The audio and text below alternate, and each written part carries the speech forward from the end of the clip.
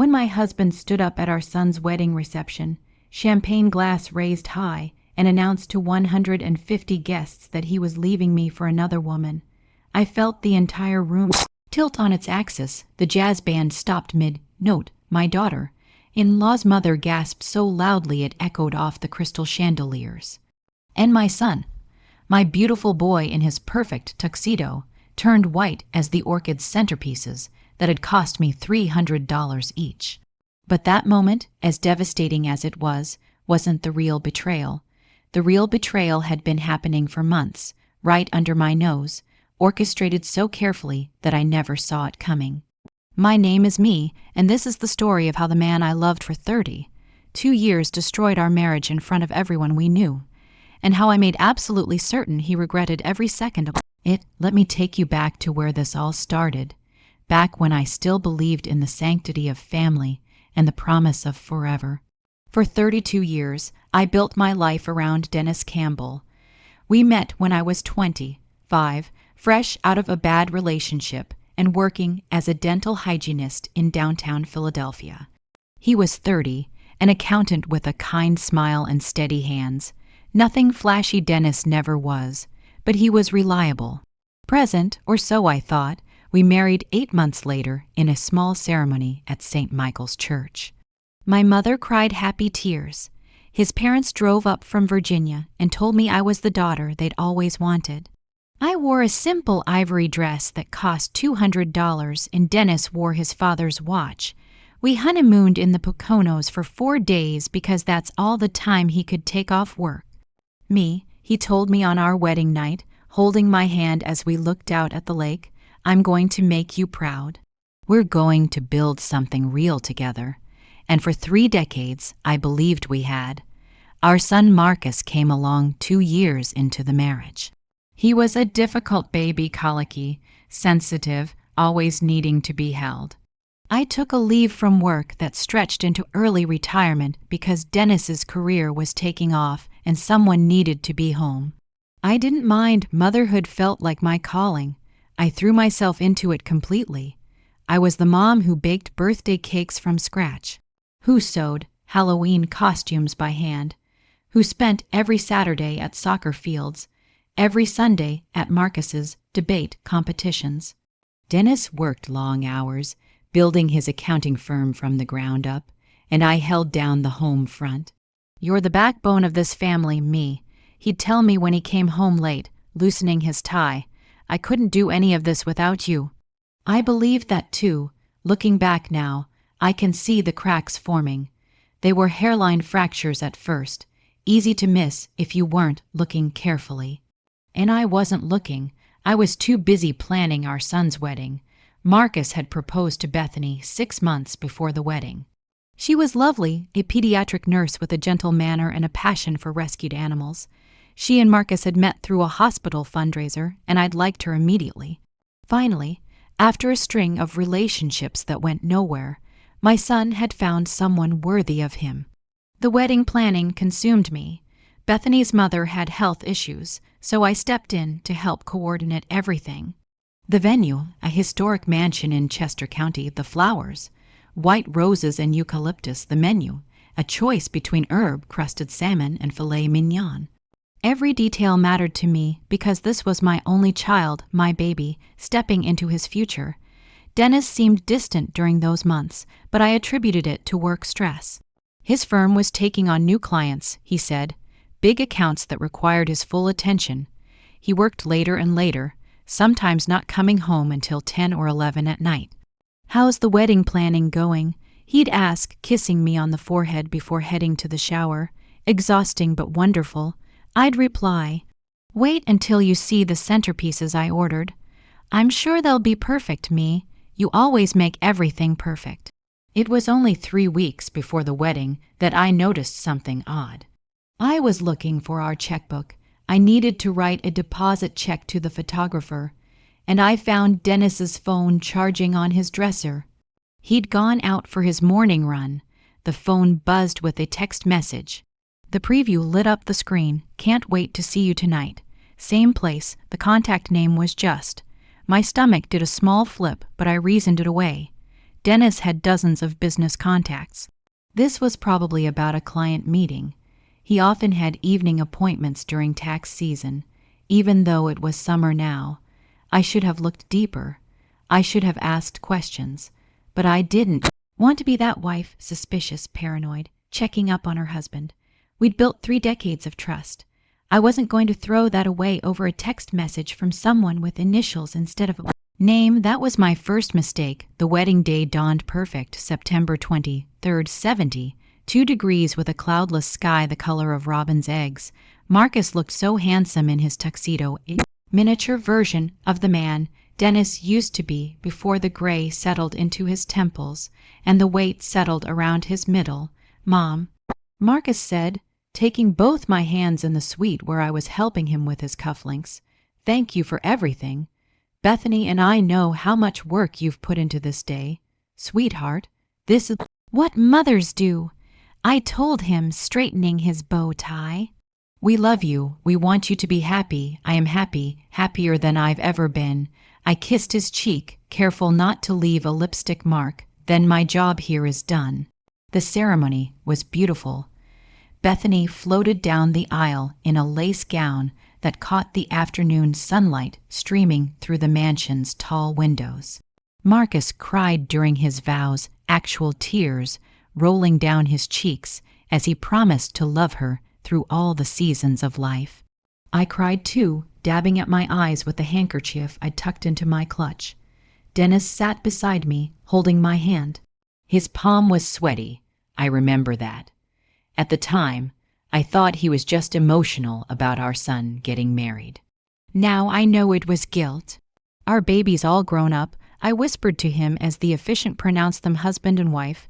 Dennis squeezed my hand but didn't respond. His jaw was clenched tight, and there was something in his eyes I couldn't quite read.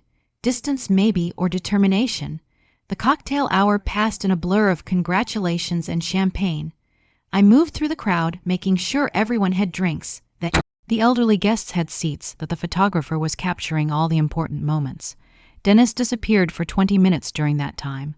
When I asked where he'd been, he said he'd taken a phone call outside on our son's wedding day.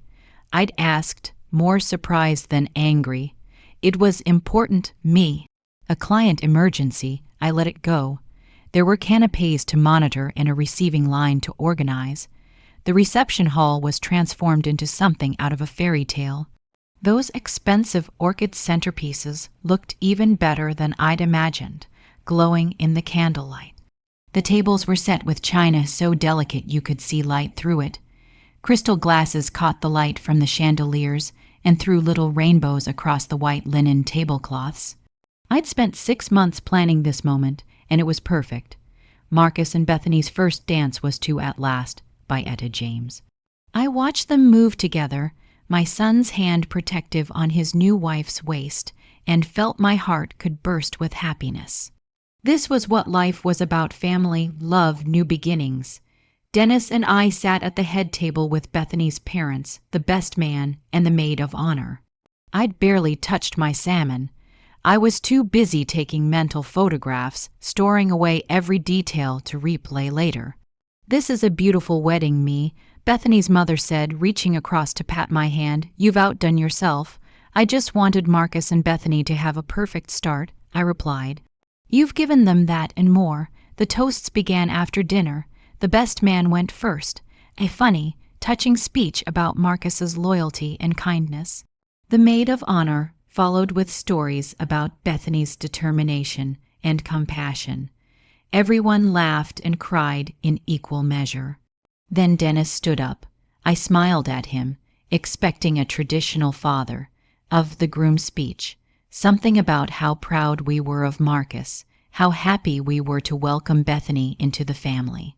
Maybe a joke about gaining a daughter and losing control of the remote. Dennis picked up his champagne glass. His hand was shaking slightly, I noticed. His face had gone pale, except for 2 bright spots of color high on his cheekbones.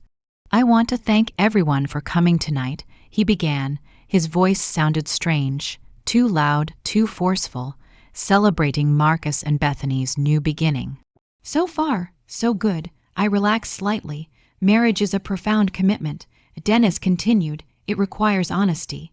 Authenticity, the courage to be your true self. I nodded along. This was fine. This was appropriate. Then Dennis turned and looked directly at me. Me and I have been married for 32 years, he said. The room had gone very quiet. Even the servers stopped moving. 32 years of building a life together. Raising our son, creating memories, he paused. The pause went on too long. My heart started to beat faster. But I haven't been honest, Dennis said. I haven't been authentic, and I can't go another day living a lie. My mouth went dry. What was he doing? Me, you've been a good wife, a good mother. You deserve honesty even if it comes late. No, I thought. No, no, no. Not here, not now. I've fallen in love with someone else. Dennis announced to the room, to our son, to 150 guests, to me. Her name is Rebecca Sullivan. She works at my firm. We've been seeing each other for 8 months, and I'm leaving our marriage to be with her. The silence that followed was absolute. I couldn't breathe, couldn't move, couldn't process what had just happened. Then the room erupted. Marcus leaped to his feet so fast his chair toppled backward. Dad, what the hell? Bethany grabbed his arm, her face stricken. Guests started whispering furiously to each other. Someone dropped a fork that clattered against a plate, impossibly loud. Dennis was still standing there, champagne glass in hand, looking at me with something like pity in his eyes. I stood up slowly. My legs felt like water, but I forced them to hold me. Every eye in the room was on me. 150 people watching me Campbell's humiliation in real time. "Excuse me," I said quietly. My voice sounded surprisingly steady. "I need some air." I walked out of that reception hall with my head high and my spine straight. I didn't run. I didn't cry. I didn't make a scene. I simply left, but inside I was dying. I found myself in the mansion's garden, sitting on a stone bench near a fountain. The September evening had turned cool, and I was shivering in my mother, of the groom dress, a pale blue silk that had cost more than my wedding dress 32 years ago. I heard footsteps on the gravel path and looked up to see Marcus running toward me, Bethany close behind him. "Mom," Marcus said, dropping to his knees in front of me. His face was furious and heartbroken all at once. "Mom, I'm so sorry." I had no idea. We had no idea. "Of course you didn't, sweetheart." I managed to say, "This is your wedding day. You shouldn't have to screw the wedding," Marcus said, his voice raw. "How could he do this to you? Here, tonight?" That's when I started to cry. Not big, dramatic sobs. Just quiet tears rolling down my cheeks while my son held my hands and my new daughter. In-law rubbed my back. "I don't understand." I whispered. 8 months. He's been with her for 8 months while I planned this wedding, while I cooked his dinners, my voice broke. "How could I not have known? Because you trusted him," Bethany said gently. "Because that's what people do in marriages. They trust." We sat there for maybe 15 minutes before Bethany's father found us. He was a retired police officer, a solid man with kind eyes. "Me?" He said, "I've asked Dennis to leave. The staff is going to make an announcement that you're not feeling well and need to rest. We're going to continue with the reception for Marcus and Bethany's sake, but Dennis is gone. Where did he go?" I asked. "I don't know, and I don't care, but he's not welcome back tonight." Marcus stood up, his jaw set in a way that reminded me painfully of Dennis. "I'm going to talk to him. I'm going to know," I said firmly. "Marcus, this is your wedding night. Please go back to your bride. Dance with her. Cut the cake. Don't let your father ruin this for both of you." "Mom, I can't just yes, you can." "You can, and you will. This is my problem to handle, not yours." Looking back, that was the moment I stopped being a victim and started being a fighter. Something hardened in me on that stone bench, surrounded by the scent of roses and the sound of the fountain. My husband had humiliated me in the worst possible way, at the worst possible time, but I wasn't going to let him destroy my son's happiness too. I went home alone that night around 11 o'clock, our home. The 3-bedroom colonial in Haverford that we'd bought when Marcus was 2. The home where I'd raised our son, hosted countless dinner parties, hung Christmas stockings every year. Dennis's car wasn't in the driveway. I unlocked the front door and stepped into the silence. The house felt different already, like it knew something had fundamentally changed. I walked through the rooms, turning on lights, not ready for bed despite the exhaustion pulling at my bones. In the kitchen, I poured myself a glass of wine, something I rarely did. I sat at our kitchen table, the one we'd refinished together 15 years ago, and tried to process what had happened. 8 months, the words kept echoing in my head. 8 months he'd been with this Rebecca Sullivan woman. That meant he started the affair in January, right after the holidays, right after I'd made his favorite honey, glazed ham for Christmas dinner, right after we'd celebrated New Year's Eve together, watching the ball drop on TV and making love in our bed like we'd done for 31 years before. How many lies had he told me in 8 months? How many times had he said I love you while thinking about her? How many late nights at the office had actually been hotel rooms or her apartment? My phone started buzzing. Text messages from friends who'd been at the wedding, from my sister in Baltimore, from people I hadn't heard from in years, all wanting to know if I was okay. I wasn't okay, but I wasn't broken either. At 1:47 a.m., Dennis came home. I heard his key in the lock, heard him pause in the foyer. He found me still sitting at the kitchen table, still wearing my blue silk dress. He said quietly, "We need to talk." "Now you want to talk?" My voice was cold. I barely recognized it as my own. "After you announced your affair to 150 people at our son's wedding." Dennis had the decency to look ashamed. He sat down across from me, not meeting my eyes. "That wasn't how I wanted to tell you," he said. "Then, how exactly did you want to tell me, Dennis? Over breakfast, during Jeopardy, in a birthday card?" "I don't know. I couldn't pretend anymore. Standing there tonight, watching Marcus start his life with honesty and love, I realized I've been living a lie." "So you decided to blow up our marriage in the most public, humiliating way possible. I know it was wrong." He ran his hands through his hair, a gesture I'd seen 1,000 times before. I couldn't breathe anymore, I felt trapped. That word trapped hit me like a slap. "Trapped," I repeated. "Trapped in a marriage where I cooked your meals, cleaned your home, raised your son, organized your life for 32 years. Trapped by someone who loved you unconditionally. It's not about you, You didn't do anything wrong." "Then, what is it about Dennis? What does this Rebecca Sullivan have that I don't?" He looked at me then, really looked at me, and what I saw in his eyes was worse than anger or hate. It was indifference. "She makes me feel young again," he said, alive, "like I'm not just going through the motions." Dennis slept in the guest room that night. I didn't sleep at all. At 7 a.m., I started going through his things. Not out of spite or rage, but out of a cold, calculated need to understand the full scope of his betrayal. I started with his home office, the room where he supposedly worked on client files in the evenings. His computer was password protected, but I knew Dennis. He wasn't creative with passwords. I tried our wedding date, 09-23-1992. Incorrect.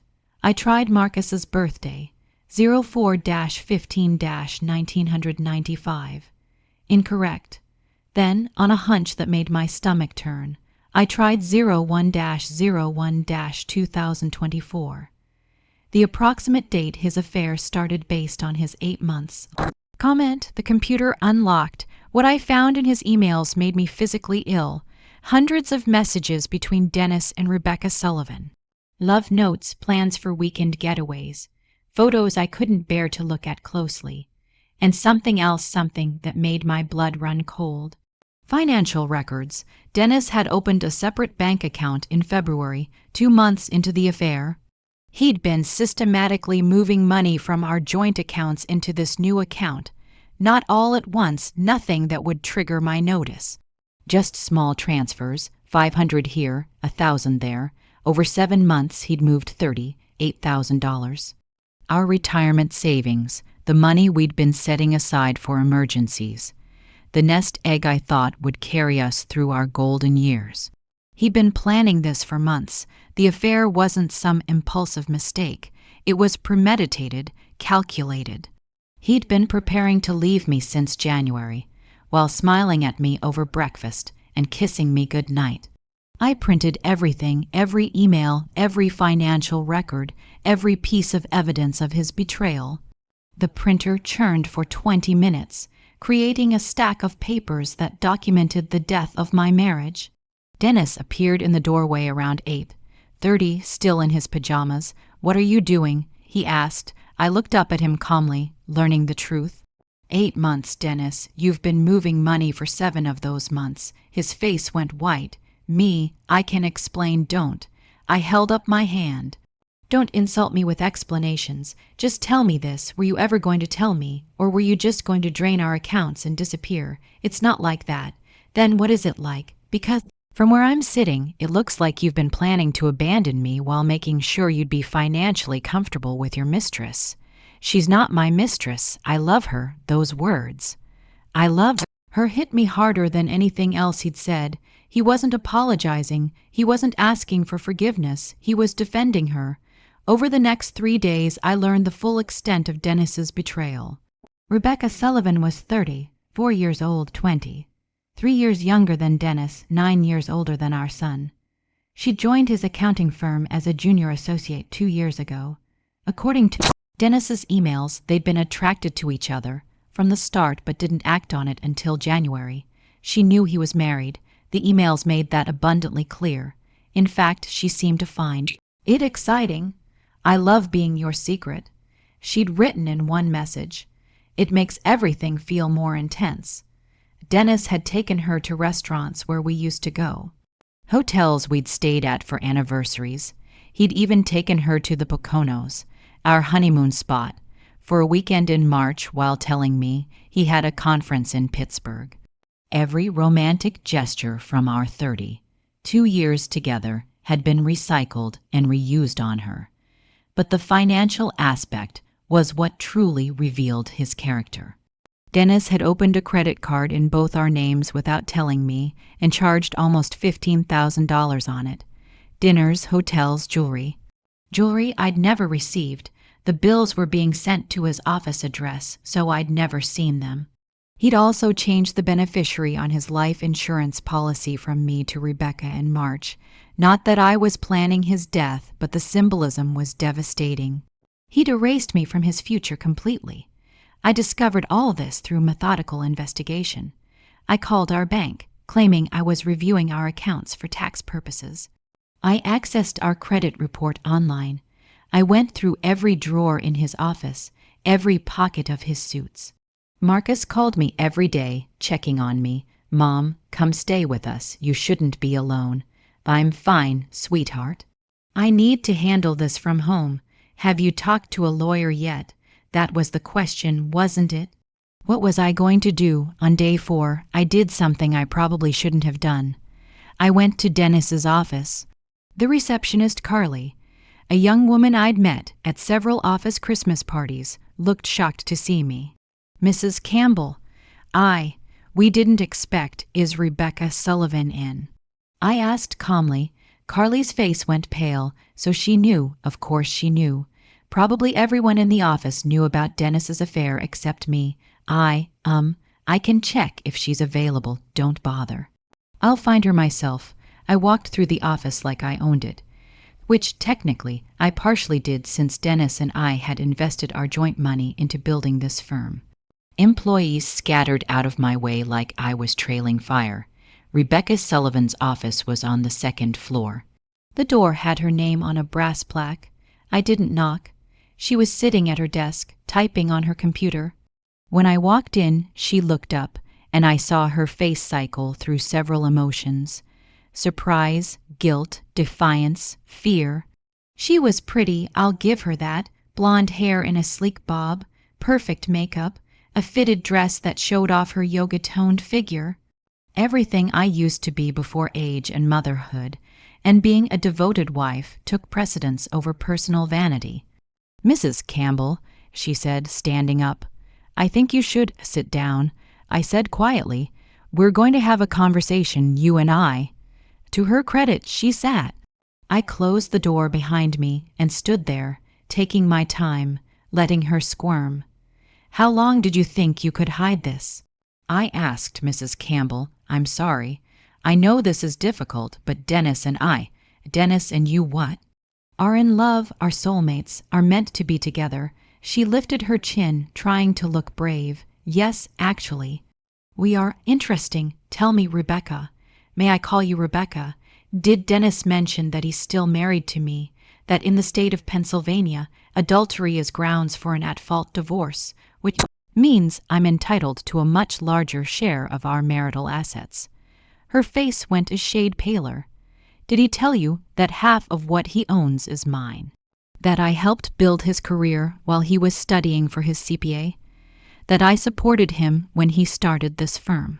"Dennis said you were separated." I actually laughed at that. "Separated. We live in the same house. We slept in the same bed until 4 days ago. We planned our son's wedding together. Does that sound separated to you?"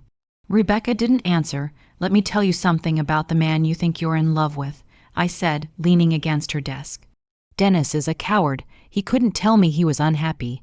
He couldn't have an honest conversation about our marriage. Instead, he snuck around behind my back, moved money without my knowledge, and announced his affair at our son's wedding.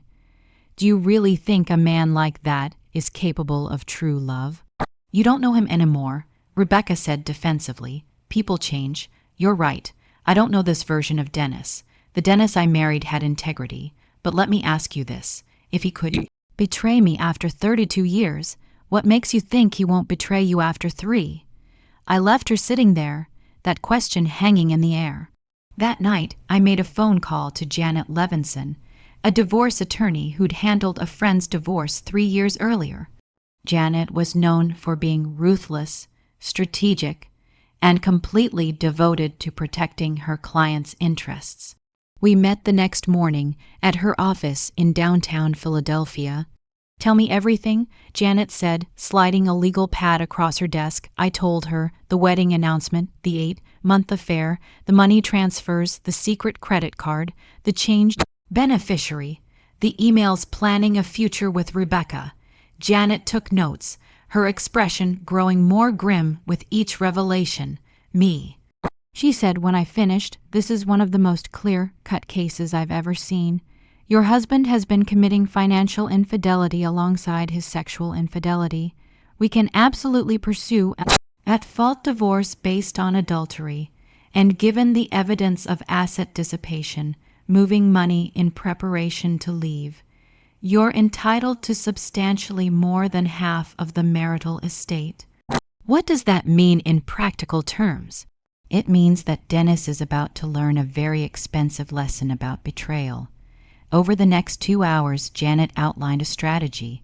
First, we would freeze all joint accounts to prevent Dennis from moving any more money. Second, we would file for an at-fault divorce immediately, before Dennis could hide any more assets. Third, we would request temporary spousal support since I hadn't worked in over 20 years and had no independent income. Fourth, we would go after the credit card debt as marital debt that Dennis had incurred through his own malfeasance. "What about the house?" I asked. "Given that you sacrificed your career to raise your son and support Dennis's career development, and given his adultery, you have a strong case for being awarded the house in the settlement. Pennsylvania courts don't look kindly on spouses who commit adultery and then try to claim equal division of assets. How long will this take?" "Months, probably, maybe a year. These things aren't quick. But me, I promise you, we will make sure you're protected."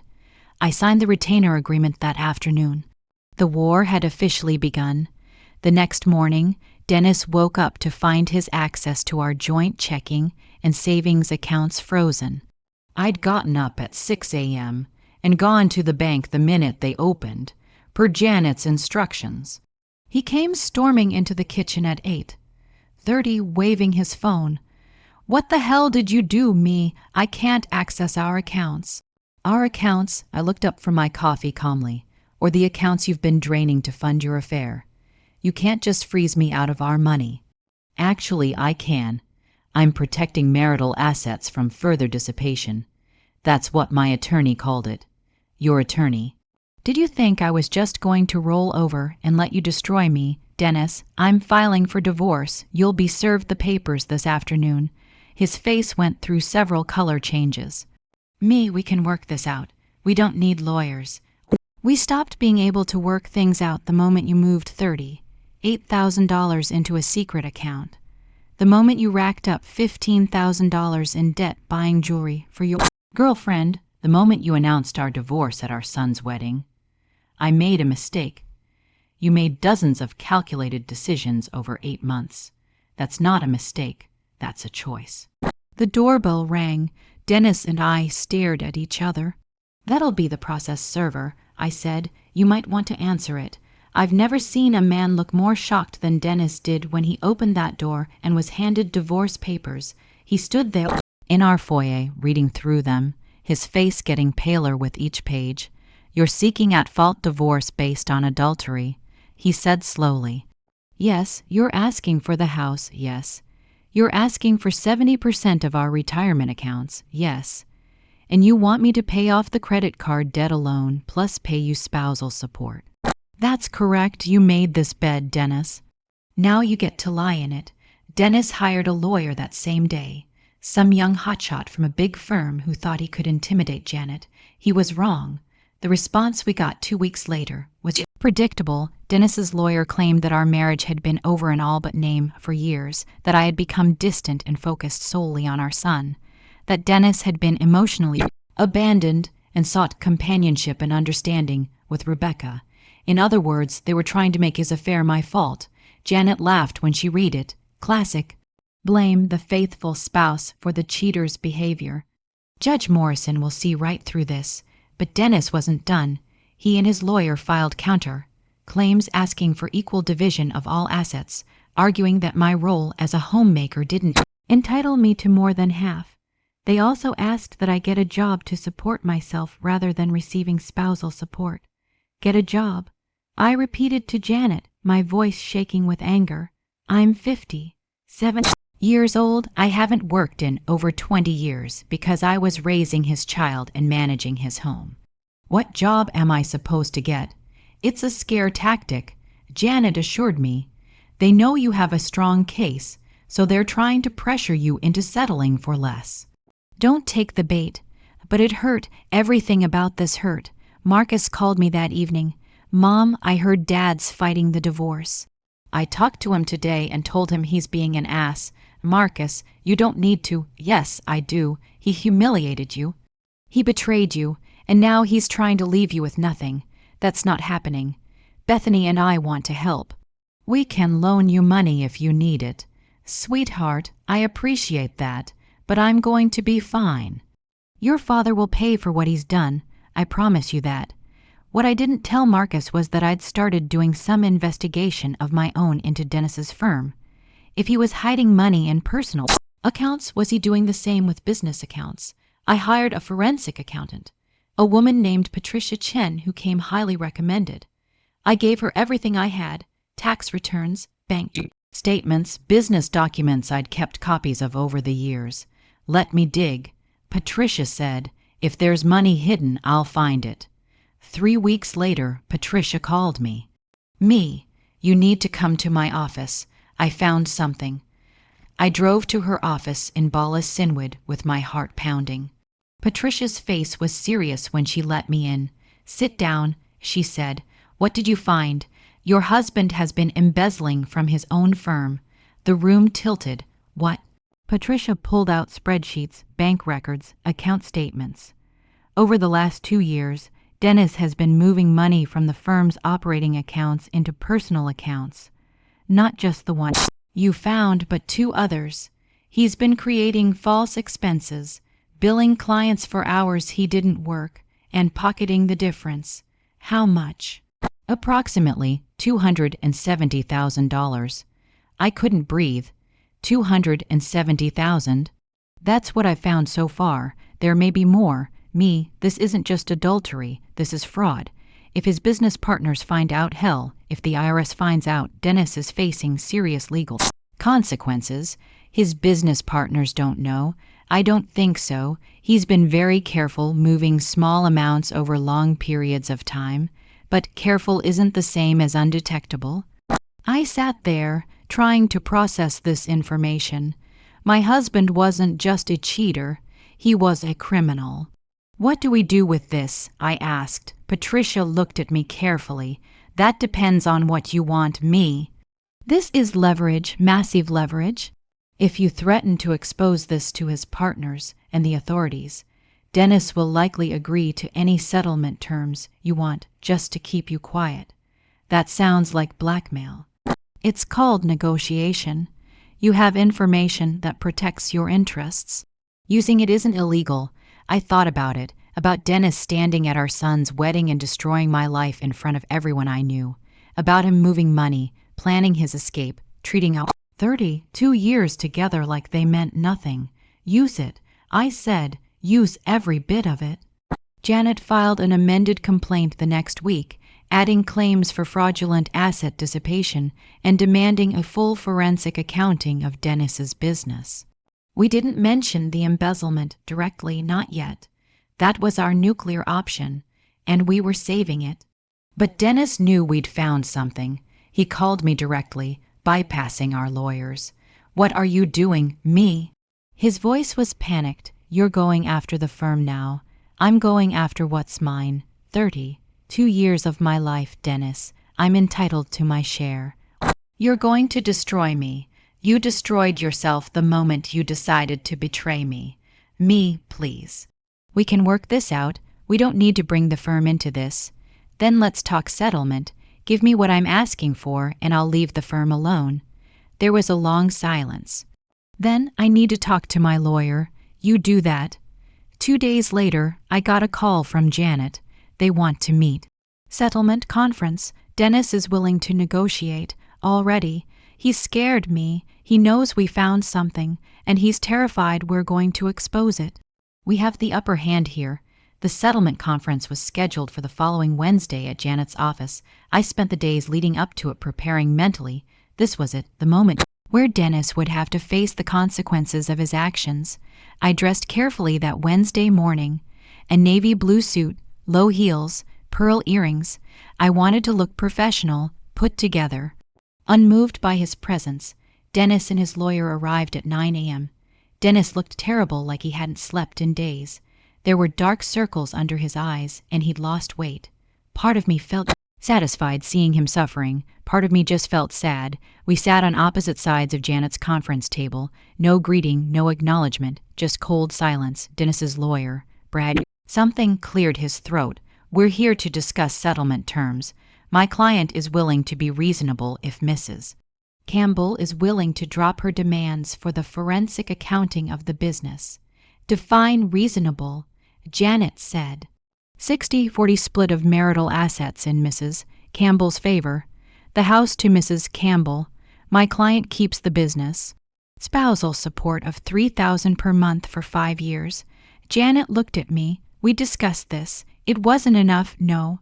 I said simply. Brad blinked. No. Your client has been systematically hiding money and dissipating assets for months. He announced his affair at our son's wedding specifically to humiliate me. He has shown no remorse and no accountability. So no, that's not enough. Dennis spoke for the first time. What do you want me to see me destroyed? I want justice. I want what I'm owed. 75% of all marital assets. The house, your retirement accounts. You pay off all the debt, including the credit card you used to fund your affair, and spousal support of $5,000 per month for 10 years or until I remarry. That's insane. That's fair. You spent 32 years building a life with me. I'm entitled to more than half because you violated the marriage, and Pennsylvania law supports that.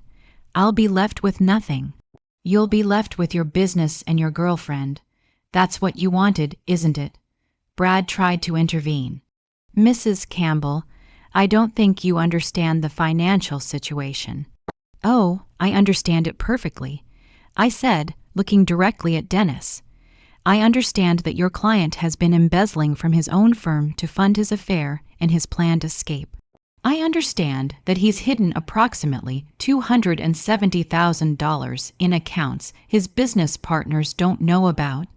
I understand that if this information were to become public, Dennis wouldn't just lose the divorce. He'd lose his CPA license, his business, and possibly face criminal charges. The room went dead. Silent. Dennis's face had gone white as chalk. Brad's mouth was literally hanging open. How did you? Dennis started. How did I find out? I hired someone competent. Unlike you, I don't underestimate people. Brad called for a recess. He and Dennis went into the hallway, and I could hear raised voices through the door. When they came back 15 minutes later, Dennis looked like he'd aged 10 years. We need to discuss new terms, Brad said quietly. It took another 3 hours of negotiation, but in the end, I got almost everything I asked for. 75% of our marital assets. The house completely paid off. 60% of Dennis's retirement accounts. He would pay off all marital debt, including the credit card. Spousal support of $4,500 per month for 10 years. And the big one, Dennis would resign from his firm within 6 months and sell his partnership stake, with me receiving half of the sale proceeds. In exchange, I agreed not to report the embezzlement to his business partners or the authorities, as long as he repaid every penny into the firm's accounts within 90 days. If you miss that deadline, Janet said clearly, my client reserves the right to disclose everything. He'll make the deadline, Brad said wearily. Dennis had to sign papers agreeing that the divorce was his fault due to adultery. He had to sign papers acknowledging his financial misconduct. He had to sign away his rights to the home we'd shared for 30 years, and he had to do it all while I watched. When he signed the final document, his hand was shaking. He wouldn't look at me. I think we're done here, Janet said, gathering the papers. Dennis stood up slowly. For a moment, I thought he might say something, apologize, explain, ask for forgiveness. Instead, he just walked out. 2 weeks later, I got a phone call from an unknown number. Against my better judgment, I answered, Mrs. Campbell, this is Rebecca Sullivan. I almost hung up. But curiosity got the better of me. What do you want, Rebecca? I wanted you to know that Dennis and I aren't together anymore. That surprised me. What happened? He changed after the divorce settlement he got. Angry, mean. He blamed me for everything, said if I hadn't pushed him to be honest at the wedding, none of this would have happened. He said I cost him everything. I felt a grim satisfaction at that, so he turned on you. Yeah, I moved out last week. I also quit the firm. I wanted to apologize. You were right. He was a coward and I was stupid. Yes, you were. There was a pause. Do you hate me? I thought about that question. Did I hate her, this young woman who'd helped destroy my marriage? No. I said finally. I don't hate you. I pity you. You wasted your time on a man who wasn't worth it. But you're young. You can recover from this, me. I lost 2 years to someone who threw it all away. For what it's worth, I think you're better off without him. I know I am. After she hung up, I sat there thinking about Dennis alone in some apartment, having lost his wife, his son's respect, most of his money, and now his girlfriend. Part of me felt vindicated. Part of me just felt sad for the waste of it all. The divorce was finalized in February, 5 months after that terrible wedding announcement. I kept the house just as I'd demanded. Dennis moved into a small apartment in King of Prussia and started the process of selling his partnership in the firm. Marcus and Bethany came over often. My son was still angry with his father. They barely spoke. Marcus had made it clear that Dennis's betrayal had consequences, and one of those consequences was losing his close relationship with his son. I don't know if I can forgive him, Mom. Marcus told me one Sunday afternoon. We were sitting in my kitchen, the kitchen I'd kept drinking coffee. That's between you and your father, sweetheart. But for what it's worth, forgiveness isn't about him. It's about you. Don't carry anger around forever. It'll poison you. How are you so calm about all this? I thought about that. How was I calm? The truth was I wasn't always. There were nights I cried myself to sleep, days when the loneliness felt crushing, moments when I wondered if I'd done something wrong, if I could have prevented this somehow. But mostly I felt free. I'm calm because I'm no longer married to a man who didn't value me, I said. I'm calm because I stood up for myself and didn't let him get away with it. I'm calm because I have my home, my financial security, and my dignity. Marcus hugged me. You're the strongest person I know. I'm not strong. I'm just stubborn. There's a difference. I started rebuilding my life slowly. I joined a book club at the local library. I started volunteering at an animal shelter. Something I'd always wanted to do but never had time for. I reconnected with friends I'd neglected during my marriage, and in April I did something really brave. I went back to school, online classes for dental hygiene recertification. At 57 years old, I was going to restart the career I'd given up 3 decades earlier. You're going back to work? My sister asked when I told her. I need purpose, I said. I'm not ready to just sit around and wait to get old. I have skills. I have time. I'm going to use them. I ran into Dennis one last time in June, at the grocery store of all places. We literally turned the corner at the same moment and nearly collided by the produce section. Me, he said, startled. Dennis. We stood there awkwardly for a moment. He looked older, diminished somehow. The confidence he'd always carried was gone. How are you? He asked. I'm well. You? I'm managing. Another pause. Then Dennis said, I sold my stake in the firm last week. Good. You owe me half the proceeds per our settlement. I know. My lawyer's handling it. I nodded and moved to leave. But Dennis stopped me with a hand on my arm. Me, wait. I want you to know that I'm sorry for all of it. The way I handled things, the wedding. Everything. I looked at his hand on my arm until he removed it. You're sorry you got caught and it cost you. That's different from being sorry for what you did. That's not fair. Fair? You want to talk to me about fair, Dennis? You destroyed our marriage, humiliated me publicly, stole money, and now you want credit for apologizing. No, you don't get my forgiveness. You don't get closure. You get to live with what you did. His face crumpled slightly. I loved you, me, I did. Maybe you did once, but love isn't something you do halfway. It's not something you abandon the moment it gets difficult or boring. I loved you for 32 years, Dennis. I loved you enough to sacrifice my career, my time, my youth, and you threw it away for someone half your age who left you the moment things got hard. I know I screwed up. Yes, you did, and now you get to live with it. I walked away from him then, leaving him standing there in the produce section. And I didn't look back. It's been over a year now since that terrible night at Marcus's wedding. A year of pain, anger, legal battles, and slow healing. I won't lie and say I'm completely over it. Some nights I still wake up angry.